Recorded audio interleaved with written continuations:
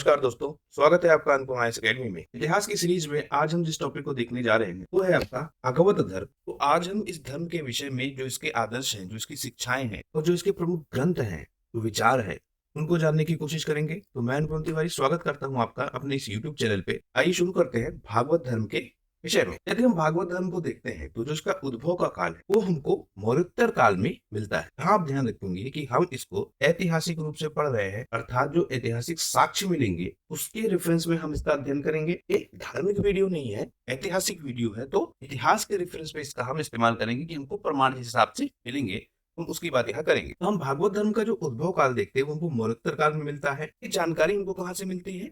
उपनिषदों से। और इसके संस्थापक हमको कौन मिलते हैं? वासुदेव कृष्ण। वासुदेव कृष्ण आपके कृष्णवंशी यादव कुल के नेता हैं और आपका भागवत धर्म ब्राह्मणवादी व्यवस्था है उसके विरुद्ध उदित होने वाला पहला संप्रदाय हमको मिलता है। देखिए, सबसे पहले आपको मिली थी वैदिक व्यवस्था और इस वैदिक व्यवस्था से वैदिक समाज मिल रहा था हमको और वैदिक विचार हमको मिल रहे थे। इन विचारों में जब हम इसका धार्मिक पक्ष देखें तो हमको ये अधिकतर प्रकृति उपासक मिलते हैं, अर्थात ये पूजा किसी करेंगे सूर्य की, अग्नि की, जल की। इसके साथ साथ हमको इंद्र एक पूजित देवता मिलता है। यह इंद्र पहली बार जब मिलता है तो आपको तो ये देवताओं का राजा मिलेगा। फिर आपको ये पुरंदर रूप में मिलेगा जो युद्ध का नेता है। बाद में इसकी भूमिका कौन ले लेगा? प्रजापति। तो जो वैदिक व्यवस्था थी उसमें इस तरह के विचार हमको मिलते हैं। लेकिन इन व्यवस्थाओं के बाद जो नई व्यवस्था हमको मिलती है उसे कहते हैं भागवत धर्म। दरअसल जो आपका वैदिक समाज था उसके कर्मकांड जब चरण पे हो जाते हैं तो इन्हीं का विरोध होता है उपनिषदों में और उपनिषद के विचार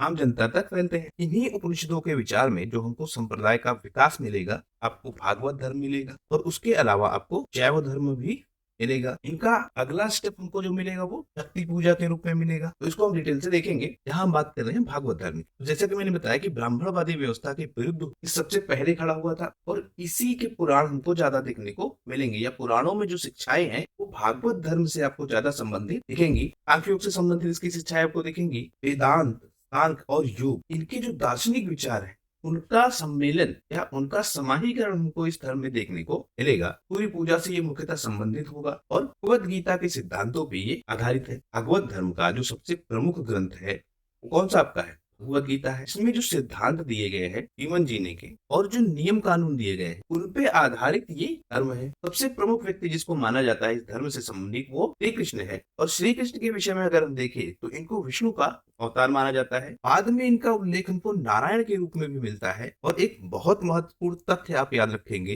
तो नारायण के उपासक है उनको कहेंगे पांचरात्रि। एक इम्पोर्टेंट फैक्ट है, पांचरात्रि किसे कहते हैं? तो जो नारायण के उपासक हैं उनको कहेंगे हम पांचरात्रि। कृष्ण के विषय में यदि हम देखें तो ये ऋषि घोर अंगिरस के शिष्य हैं। इनके अनुयायी इन्हें भगवत पूज्य कहते हैं या भगवत के समान मानते हैं। इसी के कारण जो इनके द्वारा धर्म प्रतिपादित किया गया उसको भागवत धर्म कहते हैं। आपका जो छांदोग्य उपनिषद है, आपका जो तैत्तिरीय उपनिषद, इनमें इनको देवकी पुत्र कहा गया है। तो आपका पाणिनि का अष्टाध्यायी है। यहाँ पे हम देखेंगे कि जो मानवीय कृष्ण है अर्थात जो सामान्य जनता के नायक के रूप में कृष्ण है वो आपको मिलेंगे देवता के रूप। अब यहाँ दैवीकरण हो जाएगा श्री कृष्ण का। तो धार्मिक मान्यता है जो सामान्यता मानी जाती है, जो मानते हैं कि श्री कृष्ण आपके विष्णु के अवतार है और ये द्वापर से संबंधित है। जब हम 4 युग की बात करते हैं इसमें आपका सतयुग, त्रेता, द्वापर और कलयुग। तो जो आपका ये द्वापर का काल है इस काल में हमको श्री कृष्ण मिलते हैं और श्री कृष्ण की जो महत्ता का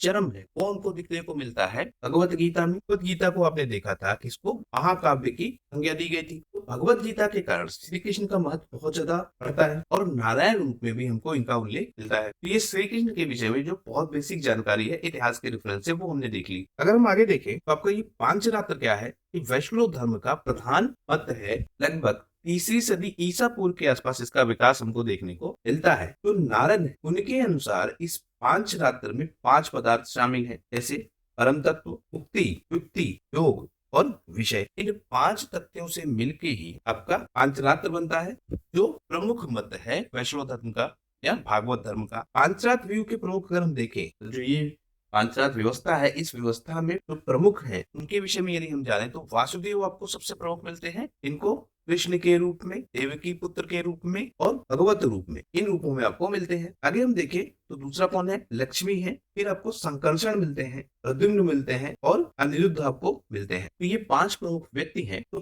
पांचरात्र व्यू के प्रमुख हमको मिलते हैं। अगर हम अवतारवाद की व्यवस्था देखें, जहाँ दशावतार की बात की जाती है, विष्णु के 10 अवतारों की बात की जाती है, तो इसका सबसे पहला स्पष्ट उल्लेख हमको भगवत गीता में मिलता है। परंपरा अनुसार अगर हम माने, तो सामान्य परंपरा है, वो कहती है कि जो सूर्य जनपद के अंधक है, जो वृष्टि संघ में है, वहीं पे श्री कृष्ण का जन्म होता है और कृष्ण हमको अंधक और वृष्टि संघ के प्रमुख के रूप में भी मिलते हैं। एक और चीज आपको मिलती है, चतुर्व्यूह पूजा। यदि हम चतुर्व्यूह पूजा को देखें तो सर्वप्रथम विष्णु संहिता में इसका एक है, इसमें 4 जो वृष्टिवीर है उनकी पूजा की जाती है। और आप ध्यान रखेंगे कि ये चारों कृष्ण के अलावा, मतलब चतुर्व्यूह पूजा में कृष्ण आपको नहीं मिलेंगे, कृष्ण के अलावा जो 4 वीर है वो हमको मिलेंगे। एक आपको मिलते हैं संकर्षण, ये संकर्षण आपको बलदेव है, प्रद्युम्न आपको मिलते हैं, सांब आपको मिलते हैं और अनिरुद्ध आपको मिलते हैं। तो इस चतुर्व्यूह पूजा में 4 लोग आपको मिल रहे हैं, बलदेव, प्रद्युम्न, सांब और अनिरुद्ध। लेकिन एक तथ्य आप ध्यान रखेंगे कि जो आपका सांब है ये सूर्य पूजा से संबंधित है, लेकिन ये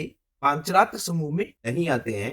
देखिए, ये आपका पांचरात्र समूह है, इसमें आपके जो सांब है वो आपको नहीं मिलते हैं। लेकिन जब हम बात करते हैं चतुर्व्यूह पूजा की, तो इसमें आपके सांब जो है वो आपको मिलते हैं। तो ये अंतर आप ध्यान रखेंगे। वायु पुराण की अगर हम बात करें तो इसमें जो भागवत संप्रदाय है उनके नायकों का विवरण हमको मिलता है। इसमें हमको नाम मिलता है संकर्षण का। संकर्षण कौन है, रोहिणी के पुत्र है। नवासुदेव आपको मिलते हैं, नवासुदेव कौन है, देवकी पुत्र है। प्रद्युम्न आपको मिलते हैं, तो रुक्मिणी के पुत्र है, और रुक्मिणी कौन है, विदर्भराज की कन्या है। सांब आपको मिलते हैं जो जामवंती के पुत्र है, और अनिरुद्ध आपको मिलते हैं जो प्रद्युम्न के पुत्र। तो भागवत संप्रदाय में ये प्रमुख नायक हमको मिलते हैं, जिनके विषय में हमने अभी पीछे भी देखा, पांचरात्र सिद्धांत और चतुर्व्यूह पूजा में इनको आराध्य माना जा रहा है। अगर हम ऐतरेय ब्राह्मण को देखें तो इसमें विष्णु का उल्लेख हमको सर्वोच्च देवता के रूप में मिलता है, और उसकी जगह हम शतपथ ब्राह्मण को यदि हम देखें तो यहाँ नारायण का प्रथम उल्लेख हमको मिलेगा। मेगस्थनीज के विषय में अगर हम देखें तो इसने जो कृष्ण है उनको क्या कहा था, हेराक्लीज। तो कृष्ण को हेराक्लीज किसने कहा है, मेगस्थनीज ने कहा है। अगर हम जैन धर्म ग्रंथों की बात करें तो इसमें आपको मिलता है उत्तराध्ययन सूत्र। उत्तराध्ययन सूत्र में हम देखें वासुदेव को केशव के नाम से भी पुकारा जाता है, और जो 22वें तीर्थंकर है अरिष्टनेमी, इनका समकालीन बताया जाता है केशव को, अर्थात कृष्ण। अगर हम मत्स्य पुराण की बात को माने तो इसमें विष्णु के जो 10 अवतार है उनकी सूची दी गई है, लेकिन एक अंतर आप देखेंगे कि कृष्ण के स्थान पे बुद्ध को यहाँ स्थान दिया गया है। तो मत्स्य पुराण में कृष्ण नहीं है, ये तथ्य आप ध्यान रखेंगे। कृष्ण के स्थान पे जो व्यक्ति को मिल रहा है वो कौन है, बुद्ध है। बुद्ध को भी विष्णु का अवतार माना जाता है, तो उस रूप में मत्स्य पुराण में हमको ये मिलते हैं। अगर हम विष्णु के अवतारों को देखें तो जिनकी अधिकतर संख्या हमको मिलती है वो 24 तक मिलती है। ऐसे माना जाता है कि विष्णु के 10 अवतार हैं, लेकिन अलग अलग संप्रदायों में, अलग अलग विचारधाराओं में इनके अवतारों की संख्या घटती बढ़ती है। तो अधिकतम ये संख्या जहां तक जाती है उसको 24 मानते हैं। लेकिन हम जब आपका मत्स्य पुराण देखेंगे में 10 अवतार की जगह है, और इसमें कृष्ण की जगह बुद्ध को स्थान दिया गया है, जैसा भी हमने पीछे देखा। तो सामान्य परिप्रेक्ष्य में 10 अवतार माने जाते हैं। तो मत्स्य पुराण के 10 अवतार नहीं है, बल्कि जो सामान्यतः 10 अवतार माने जाते हैं विष्णु के, वो 10 अवतार है। तो हमको मिलता है मत्स्य अवतार, नरसिंह अवतार, राम अवतार, कल्कि अवतार जो आपका कलयुग में जन्म लेंगे, कूर्म अवतार, परशुराम अवतार, बुद्ध अवतार, कृष्ण अवतार और वराह अवतार तथा वामन अवतार। वराह अवतार के विषय में यदि हम देखें तो इसका सबसे पहला उल्लेख हमको कहाँ मिलता है, ऋग्वेद में। इसके साथ साथ यदि हम वामन अवतार और नरसिम्हा अवतार को देखें तो ये 2 अवतार हमको दैवी अवतार मिलते हैं। बाकी सारे अवतार हमको किस रूप में मिलते हैं, मनुष्य रूप में। तो दैवी अवतार कौन से, वामन अवतार और नरसिंह अवतार। बाकी उसके अलावा जितने भी अवतार है वो हमको मिलते हैं मनुष्य रूप में। अगर हम मत्स्य अवतार को देखें, अगर हम कूर्म अवतार को देखें, तो मनुष्यों के अलावा भी हमको विष्णु के अवतार मिलते हैं। अगर हम नवधा भक्ति शाखा को देखें या नवधा भक्ति मार्ग को देखें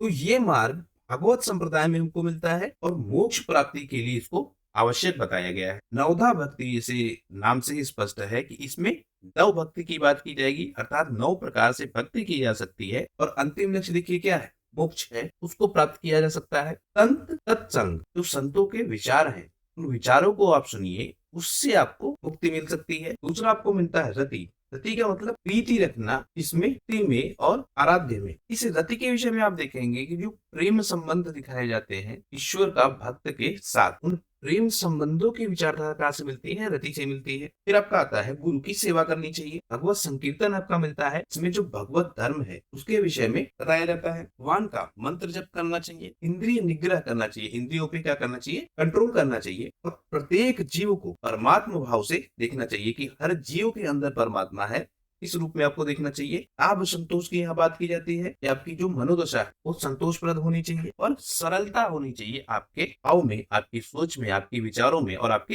जीवन में। तो ये आपकी नवदा भक्ति मार्ग है, इसके माध्यम से भगवत धर्म में मोक्ष को प्राप्त किया जा सकता है। अगर हम देखें आपके अलवार संत, परीक्षाओं में आपसे अलवार और नयनार ये बार बार पूछे जाते हैं कि ये कौन है। तो अलवार संत संबंधित है किससे? विष्णु से या वैष्णव धर्म से। अभी तक जो हम देख रहे थे वो हमको ज्यादा प्रभावित रूप में कहाँ मिल रहा है? उत्तर भारत में। लेकिन जब यही उत्तर भारत का वैष्णव धर्म दक्षिण भारत में जाएगा तो इसको फैलाने वाले जो प्रमुख संत हैं उनको क्या कहेंगे? अलवार संत। ये उपासक है भागवत धर्म के, और इनका जो केंद्र हमको मिलता है वो तमिल प्रदेश मिलता है। 9वीं और 10वीं शताब्दी के अंतिम चरण को अगर हम देखें तो हमको ये अलवारों के धार्मिक पुनरुत्थान का उत्कर्ष काल के रूप में मिलता है, अर्थात 9वीं सदी और 10वीं सदी। यहाँ पे जो अलवार संत हैं वो ज्यादा प्रभावित दिखेंगे आपको दक्षिण भारत के क्षेत्र में। इनका केंद्र है तमिल प्रदेश, तमिलनाडु नहीं है, तमिल प्रदेश है, ये आप ध्यान रखेंगे। अगर हम कुछ अलवार संतों की बात करें जो प्रमुखता हमको मिलते हैं, इनमें आपको मिलते हैं तिरुमंगई, पेरी अलवार, और स्त्री संत भी हमको मिलते हैं जिनमें आंडाल मिलते हैं और अम्बालवार हमको मिलते हैं। तो ये जो प्रमुख संत हैं ये भी हमको इस भगवत संप्रदाय से मिलते हैं, जो दक्षिण भारत में इस भगवत संप्रदाय का प्रचार कर रहे होते हैं। वैष्णव धर्म के जो सिद्धांत है उनकी कुछ शाखाएं उनको भी हम देखें तो एक तो हमको मिलता है वैष्णव संप्रदाय, इसका मत मिलता है हमको विशिष्टाद्वैत, और इसके आचार्य हमको मिलते हैं रामानुज। फिर हमको मिलता है ब्रह्म संप्रदाय जो संबंध रखता है द्वैतावाद से, और माधव इसके आचार्य हमको मिलते हैं। फिर हमको मिलता है रुद्र संप्रदाय जो शुद्धाद्वैत से संबंधित है, और विष्णु स्वामी या वल्लभाचार्य के आचार्य हमको मिलते हैं। फिर मिलता है आपका सनक संप्रदाय जो द्वैताद्वैत को मानता है, और निम्बार के इसके आचार्य हमको मिलते हैं। तो ये वैष्णव धर्म के कुछ सिद्धांत हैं, उनकी शाखाएं हैं जो हमको अलग अलग समय काल में विकसित हुई मिलती हैं, और इनके आचार्य इनके मतों को आगे बढ़ाते हैं। अगर हम प्रतिहार शासक मिहिर भोज को देखें तो इसने विष्णु को निर्गुण रूप में और सगुण रूप में दोनों रूपों में स्वीकार किया है, इसीलिए ऋषिकेश के नाम से हमको विष्णु मिलते हैं। इसके अलावा अगर हम केरल का जो संत है कुलशेखर, इसके विषय में देखें तो ये भी हमको विष्णु भक्त मिलता है। अलवार संतों की जैसे हमने बात की तो ये वामन की उपासना करते हैं। वामन कौन? विष्णु अवतार, और वराह की भी ये उपासना करते हैं। तो वामन अवतार और वराह अवतार इन दो अवतारों की प्रमुख रूप से पूजा कौन करेंगे? अलवार संत, सबके दक्षिण से संबंधित है। एक बहुत फेमस स्तंभ लेख हमको मिलता है जो आपका विदिशा में है, जिसको कहते हैं वेशनगर का गरुड़ स्तंभ, और इसमें जो एक प्रमुख व्यक्ति मिलता है हेलियोडोरस। हेलियोडोरस आपका जो तक्षशिला है उसका एक राजदूत है, और ये भारत में आके भागवत धर्म को अपना लेता है। इस गरुड़ स्तंभ को अगर हम देखें जो आपके वासुदेव है उनको यहाँ पे देव देवस के नाम से, अर्थात देवताओं का देवता के नाम से दिखाया गया है। तो वासुदेव को देव देवस के नाम से कहाँ दिखाया गया है? गरुड़ स्तंभ एक में हेलियोडोरस का उल्लेख एक भागवत के रूप में, भागवत धर्म से संबंधित व्यक्ति के रूप में वो कहाँ मिल रहा है? गरुड़ स्तंभ में। अगर हम बात करें कालिका पुराण की तो ये हमको मिलता है शाक्त धर्म से, या हम कहें शक्ति धर्म से। शाक्त धर्म के विषय में बहुत बेसिक आप जान लीजिए, जहाँ स्त्री को दैवीय तुल्य मान के और शक्ति का केंद्र मान की पूजा की जा रही है, वही है आपका शाक्त धर्म। फिर आपको मिलता है प्रस्थानत्रयी, इसमें आपको उपनिषद, ब्रह्मसूत्र और भगवत गीता मिलता है। नैमिषारण्य एक स्थान है जो यूपी के सीतापुर में स्थित है, ये भी हमको भागवत संप्रदाय से संबंधित मिलती है। ये प्रमुख तथ्य हैं जो भागवत संप्रदाय से हमको ध्यान में रखने चाहिए, और इनसे संबंधित प्रश्न परीक्षाओं में पूछे जाते हैं। रथ यात्रा की बात करें जो दक्षिण भारत में बहुत फेमस है, तो ये हर साल निकाली जाती है, आषाढ़ महीने में निकाली जाती है, शुक्ल पक्ष में निकाली जाती है। दो पक्ष होते हैं, एक आपका कृष्ण पक्ष, एक आपका शुक्ल पक्ष। ये शुक्ल पक्ष में निकाली जाती है, उड़ीसा में निकाली जाती है, और उड़ीसा में भी कहाँ से? पुरी से। देवता आप ध्यान रखेंगे, एक तो आपके हो गए जगन्नाथ जो है कृष्ण के स्वरूप, फिर बलराम जो कृष्ण के भाई हैं, फिर सुभद्रा जो कृष्ण की बहन है। तो इन तीनों का, कृष्ण का, बलराम का और सुभद्रा का, इन तीनों का क्या निकाला जाता है? रथ यात्रा निकाला जाता है, और इसकी बहुत मान्यता है दक्षिण भारत के क्षेत्र में स्पेशली। और वहां पे भी हम बात करें तो उड़ीसा में श्वेतांबर उपनिषद को अगर हम देखें तो भक्ति का हमको सबसे पहला उल्लेख यही पे मिलता है, लेकिन भक्ति का सबसे विस्तृत उल्लेख अगर हम देखें तो वो हमको मिलता है भगवत गीता में। लेकिन पहला उल्लेख कहाँ मिल रहा है? श्वेतांबर उपनिषद में। वासुदेव की अगर हम बात करें तो महर्षि पाणिनि ने वासुदेव को उपासकों कहा है। अपोलोडोरस के सिक्कों को अगर हम देखें तो इन्हीं पे हमको भागवत धर्म के चिन्ह सबसे पहले मिलते हैं। सबसे पहले भागवत धर्म के चिन्ह आपको कहाँ मिलेंगे, ये तथ्य आप ध्यान रखेंगे अपोलोडोरस के सिक्कों पे। तो इस वाले वीडियो में हमने आपका भागवत धर्म है उससे संबंधित सिर्फ तथ्यों पे बात की है। हमने बहुत वैचारिक पक्ष को नहीं देखा है, क्योंकि वैचारिक पक्ष इसका बहुत बड़ा है और हमको इसको पढ़ना है इतिहास के रेफरेंस के लिए, धार्मिक एंगल से नहीं पढ़ना है। तो उस रेफरेंस में हमने जो प्रमुख विचार भी है इतिहास के लिए उपयोगी उनको देखा है, और मूल विचार जो बहुत विस्तृत है उनको हमने नहीं देखा है, क्योंकि फिर कोई बहुत अलग टॉपिक है जिसकी जरूरत हमको यूपीएससी में या किसी सिविल सर्विसेज के एग्जामिनेशन में नहीं पड़ेगी। आशा करता हूँ ये वीडियो आपको पसंद आया होगा। यदि वीडियो आपको पसंद आया हो तो अपने दोस्तों के साथ शेयर कीजिए, सब्सक्राइब कीजिए इस चैनल को, और इस चैनल को ज्यादा से ज्यादा लोगों तक पहुंचाइए, जिससे ज्यादा से ज्यादा लोगों तक हम लोग अपने इस कंटेंट को डिलीवर कर सके। आपका हमसे जुड़ने के लिए बहुत बहुत धन्यवाद। आपका दिन शुभ हो।